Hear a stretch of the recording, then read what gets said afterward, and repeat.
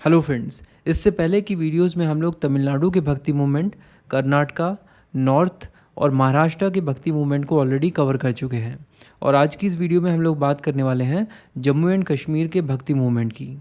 Jammu and Kashmir में एक नए तरह का शैविज्म देखने को मिला।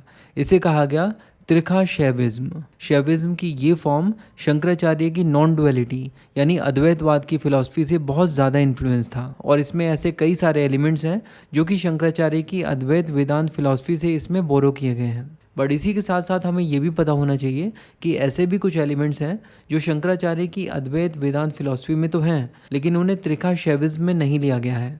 फॉर एग्जाम्पल, शंकराचार्य की माया थ्योरी और जब वो कहते हैं कि जगत मिथ्या है, इन सब चीज़ों को त्रिका शैविज्म में नहीं लिया गया है।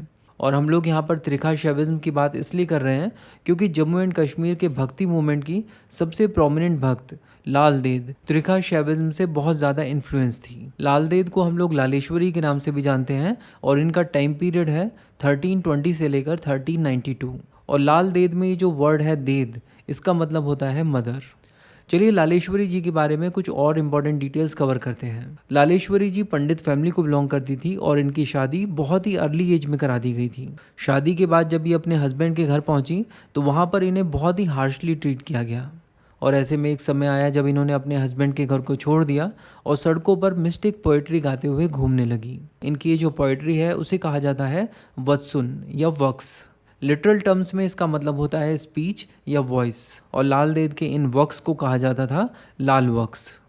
इनके इन लाल वक्स को कश्मीरी लैंग्वेज की अर्लीस्ट कंपोजिशन के रूप में देखा जाता है, और साथ ही साथ इन्हें कश्मीरी लिटरेचर का भी इम्पॉर्टेंट पार्ट माना जाता है। और इनके इन लाल वक्शों को सुनकर बहुत सारे फॉलोअर्स इनकी तरफ अट्रैक्ट हुए। ये फॉलोअर्स हिंदूज भी थे और मुस्लिम्स भी। ऐसा इसलिए क्योंकि इनके इन लाल वक्शों में पीस और हारमोनी का मैसेज होता था। तो ये थी डिटेल्स जम्मू एंड कश्मीर के भक्ति मूवमेंट की।